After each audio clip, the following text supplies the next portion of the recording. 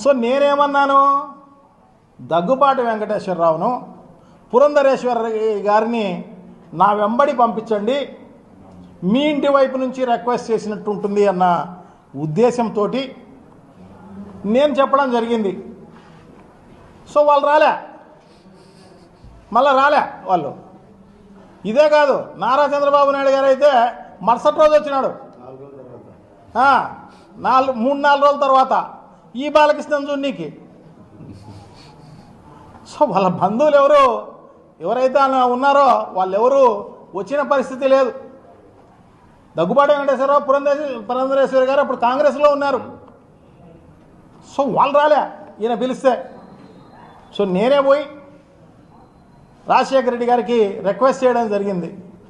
NT Ramarao గారి కొడుకులండి, ఏదో ఆయనకు మెంటల్ వచ్చింది, సర్టిఫికెట్ కూడా ఇచ్చినారు, డాక్టర్ చూపించినాడు నాకు.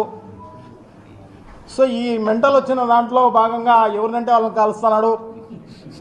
సో ఆ రకంగా కాల్ చేసినాడు తప్ప నిజంగా మంచివాడే అతను, ఉద్దేశపూర్వకంగా ఏం కాదు అని చెప్పేసి పాపం మేము అతని గురించి రిక్వెస్ట్ చేయడం జరిగింది.